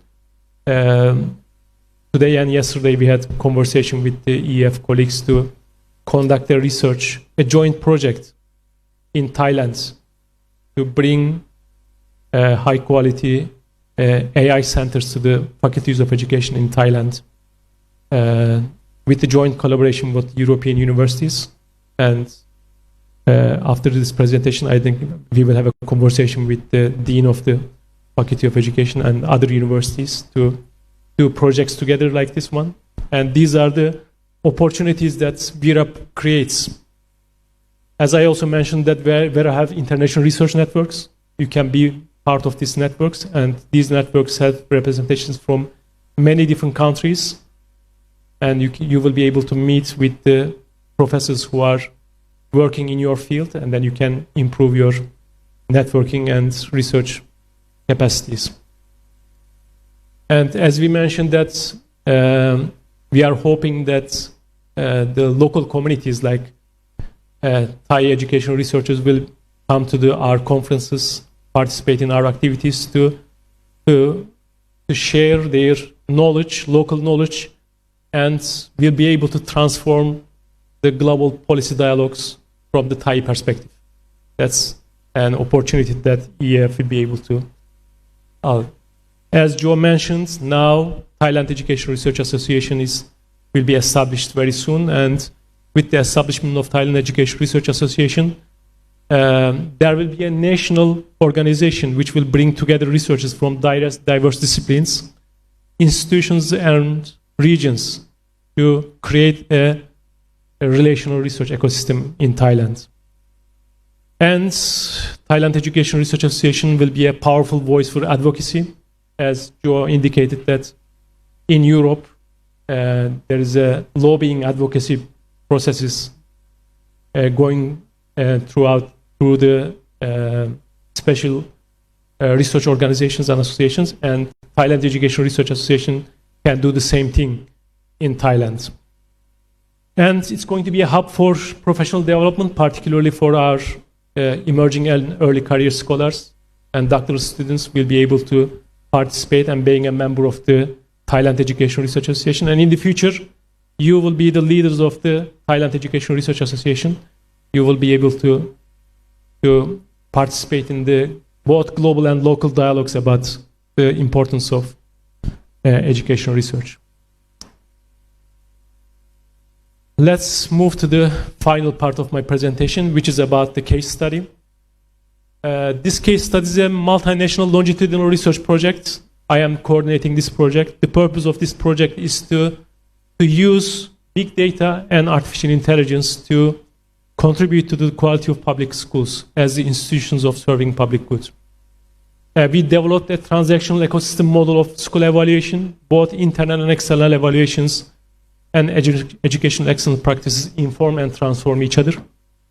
And we expect in this project to each school to develop their own model of excellence based on both big data research and at the same time quantitative data.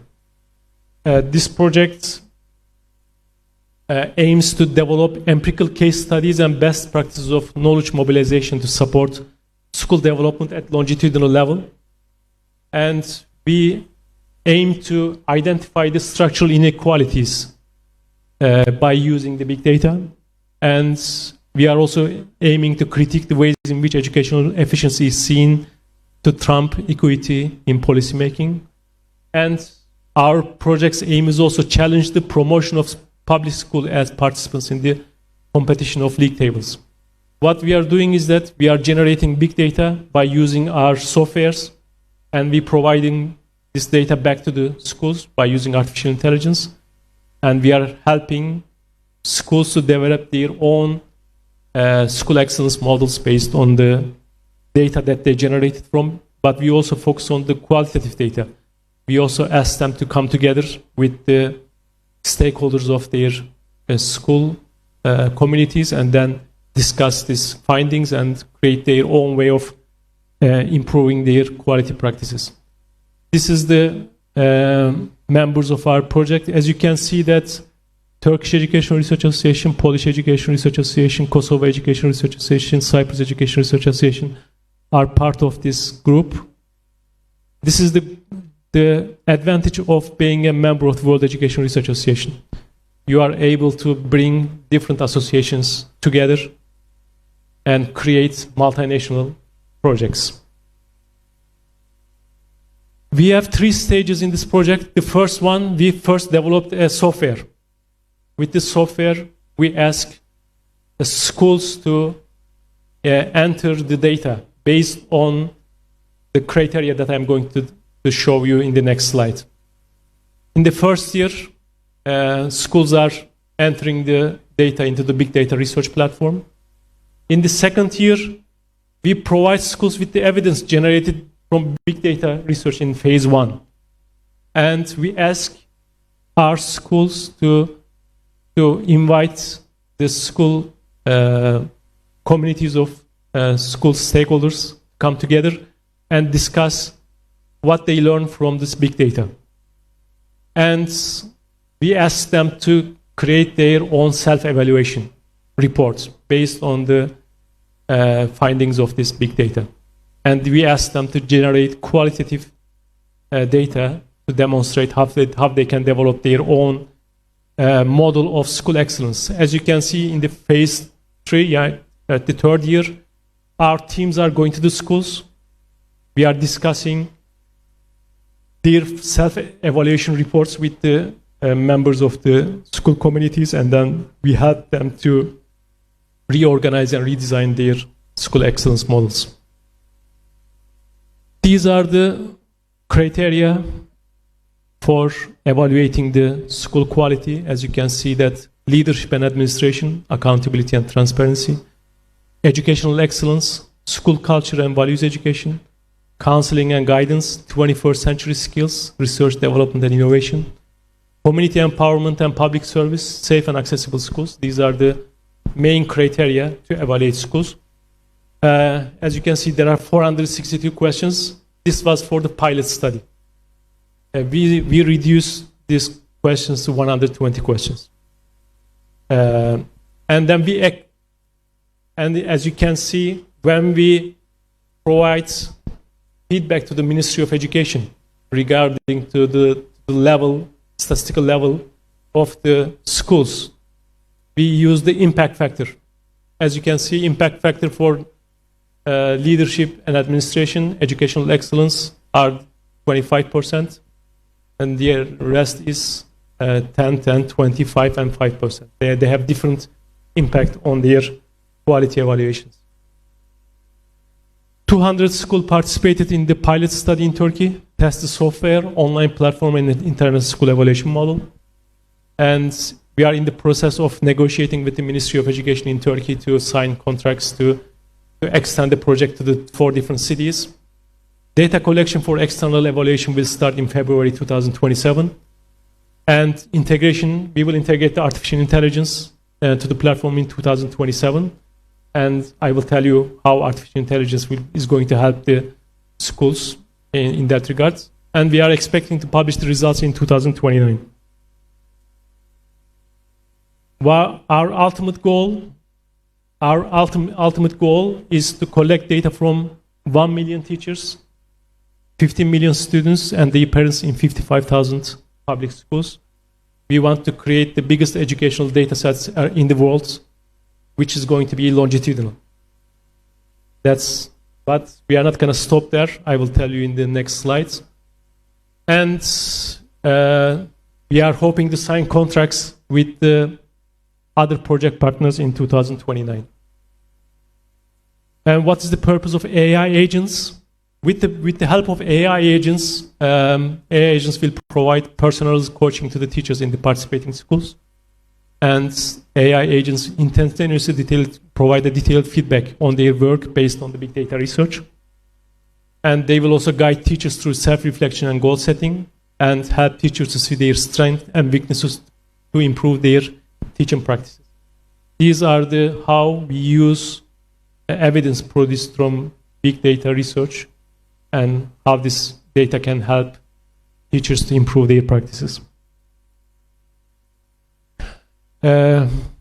What we have accomplished so far and what we are planning to do is that our main aim is to develop a comparative study to demonstrate if there is a relationship between the quality of schools and educational achievement of schools based on PISA and team studies, OECD and IA's data. And there are no such studies around the world. The first time a longitudinal study will have a relationship between the cross-sectional big data. If we can demonstrate that, this is going to be a global policy-changing moment in the world. As part of this project, we have 200 doctoral students. We are training them in data analytics, big data research, and advanced methodologies to develop an ecosystem of big data research with artificial intelligence. And of course, we are empowering teachers with the ethical use of artificial intelligence, and we will also provide them micro-credentials as they get in-service training in this model. As you can see, there are many opportunities that World Education Research Association can provide. I gave you one example from my research studies and how I created this research team. And hopefully, EEF and Thailand Education Research Association will provide many new opportunities for the Thailand educational researchers. And looking forward to working together with you in our conferences, in our events, in our seminars. And I hope that we will be able to see some of you at our next Congress in Spain. Thank you.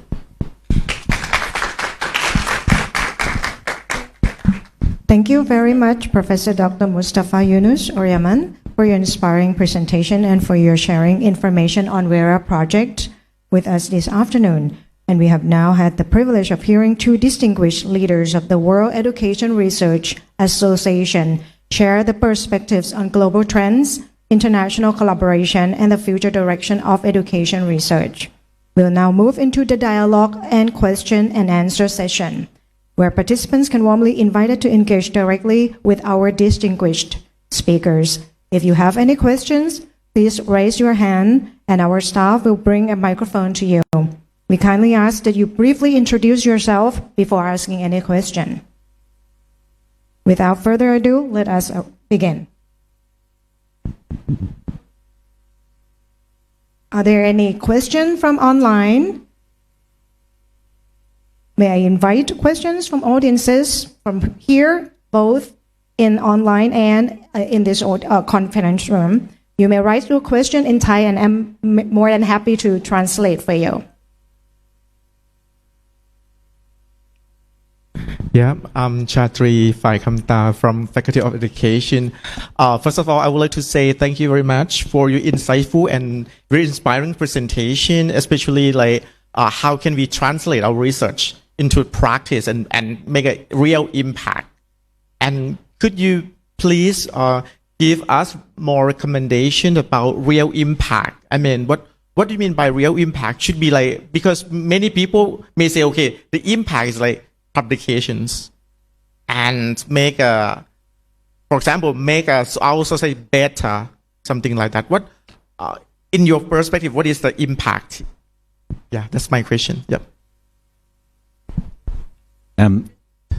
Thank you. That's a very good question. Probably take me 2 hours to answer it, so I'll try to do it quickly. Impact is a really interesting question because depending on where you start from, impact looks different to different people. So, but I like the way that you framed it, because impact in terms of the way in which academic value is currently understood has been reduced significantly across many systems to research impact in publications or research income generated, which in and of itself is okay. But I think what you imply in your question, or as I understand it, is I think we need to think at a broader level than that. Now, to me, it comes back to what I was trying to talk about a little bit, is what our vision of education is and what our philosophy of education is. Why do we do education?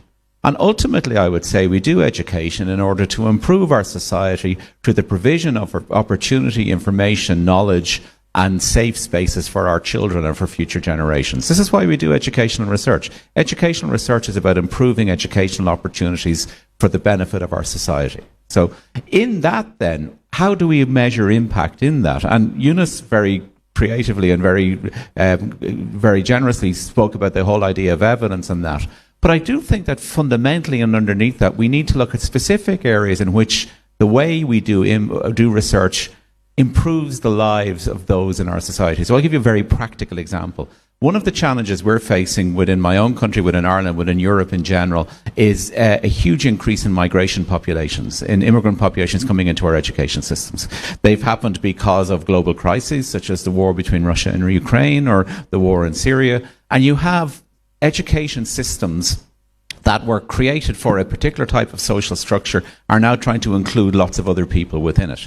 And what we found is that migrant students coming into existing systems in many cases have poorer educational outcomes. And one of the reasons can be language, that they have it's complex for them to engage with the language of the majority system.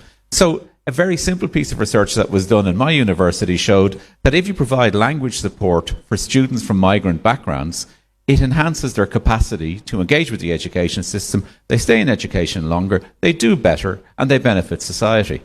That's impact.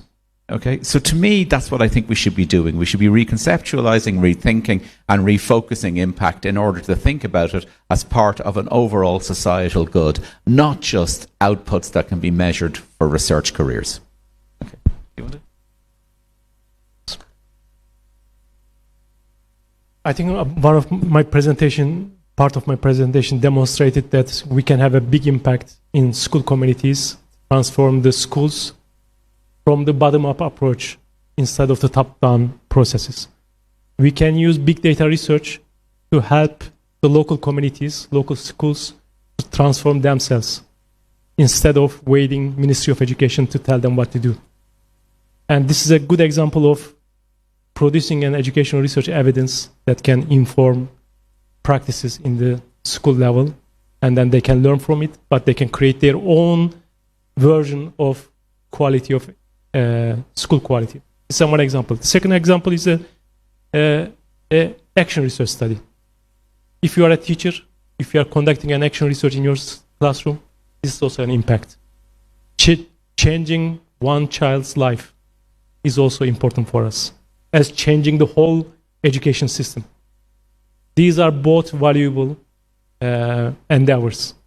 I think what evidence-based research misses is that they give priority to the certain methodologies.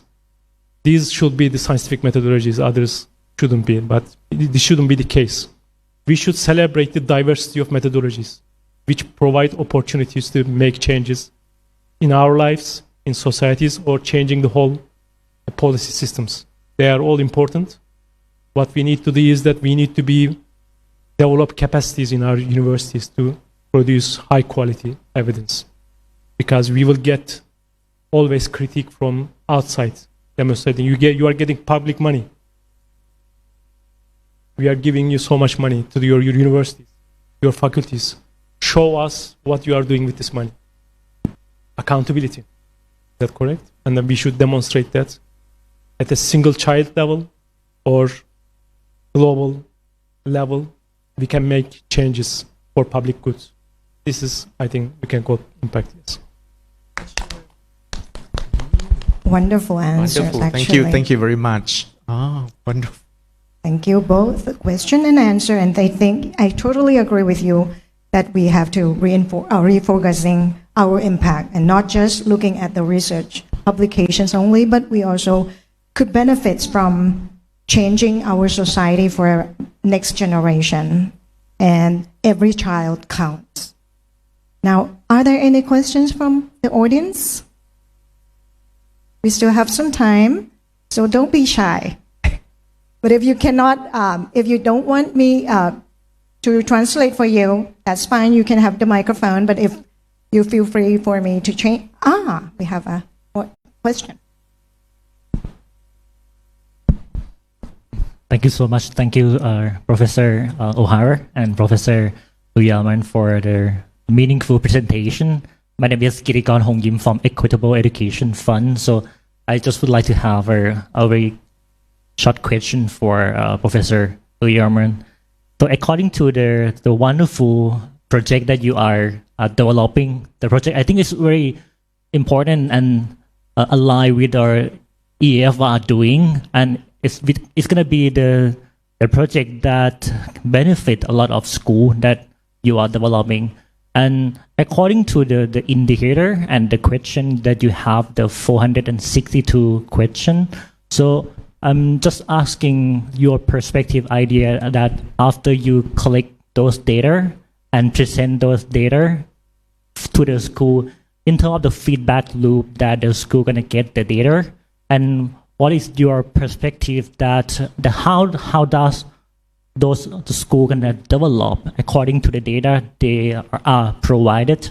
Is it gonna be the convergent way that they're gonna look at the scoring the question and they're gonna climb the ladder to meet the standard, or they're gonna develop into the divergent way that they can? I think there are many schools that have their own culture, their own norm that develop outside of the rubric scoring. So what is the way that you think is this going to be the future of the development of the school after they get those feedback? Excellent question. Thank you.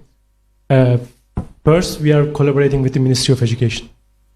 All data goes to the Ministry of Education. The idea is that Ministry of Education, when we developed the questions, the experts of the Ministry of Education came and then they told us that they have certain priorities that they would also like to be investigated, and then we also included them in the platform.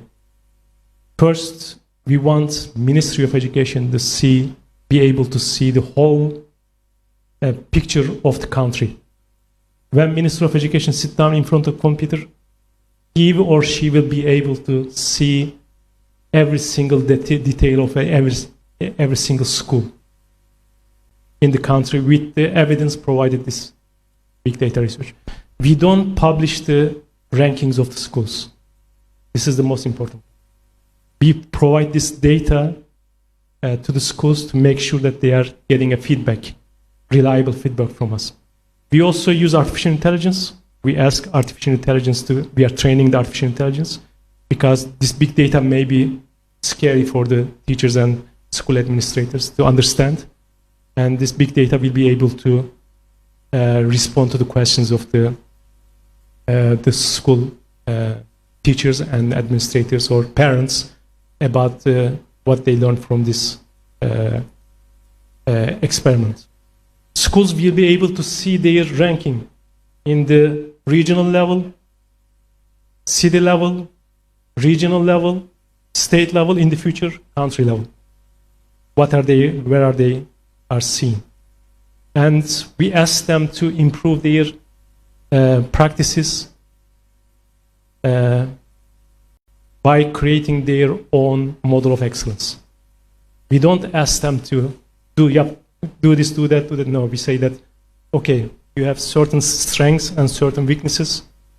Keep doing the things that you are doing well, but please also consider the things that are seen a weakness in your system, and then please improve that. And then we are also training our software system based on the quality of evidence. Currently, our experts are providing feedback to the schools. The evidence you provided for the question 29, it's not acceptable. Please make sure that the evidence you insert into the data have certain qualities. Therefore, we are training also the school administrators about the quality of evidence that we are expecting. And this is a top-down and bottom-up approach together to demonstrate that we can see as cumulatively as policymakers requested, that we can see that we can objectively identify strengths and weaknesses, and then we can provide the information. But we also focus on the qualitative data. We ask them to come together, discuss these issues, be honest about what they can do, what they cannot do, what are the opportunities, what are the weaknesses, and report back to the Ministry of Education. There are certain structural issues and problems that indicate, evidence demonstrate that cannot be solved in that school. Then Ministry of Education will be able to respond to that feedback. We will also be able to see the structural inequalities. In certain parts of the countries will show miserable results. And now we have evidence showing that in different parts of the country, there are serious problems. Serious gender problems. For example, serious ethnic problems. Or serious other types of discrimination going on. But the policymakers are not aware of it. Now we have an evidence to demonstrate that there are certain issues that needs to be discussed with this type of project. And we will also do a comparative study to demonstrate whether IENA and OECD data works properly or not. Because their data is cross-sectional, not longitudinal. What we are doing is that we are collecting longitudinal data from millions of teachers and students. This is this will be the new way of seeing the quality of schools, and this is very complex. I hope I was able to answer your questions. Thank you very much. We have approached the end of our dialogue. Before we leave, before we adjourn, we hope that someday we have another chance to visit Spain for the next WERA conference, and hopefully we have more time for discussion. So maybe in the near future, we hope to have you both back here at the Faculty of Education, and hopefully that EEF will still sponsor us and provide this venue for us as well. And thank you for your hopefully the near future we will have a collaboration research all together between EEF, Thailand, ODEC, and Faculty of Education. So for you both, thank you so much, and have a wonderful time here in Thailand, and safe trip back to your hometown. And for Thai people, thank you very much, and hope that we could you could come back to visit Faculty of Education at any time soon ขอบคุณทุกท่านที่เข้าร่วมในวันนี้นะคะโดยเฉพาะที่อยู่ทางบ้านด้วยแล้วก็ขอบคุณทุกท่านที่นี่ค่ะขอบพระคุณและขอให้ทุกท่านมีความสุขและสวัสดิภาพในการทำงานในการเดินทางและทุกสิ่งทุกอย่างที่ปรารถนานะคะวันนี้สวัสดีและขอบคุณค่ะ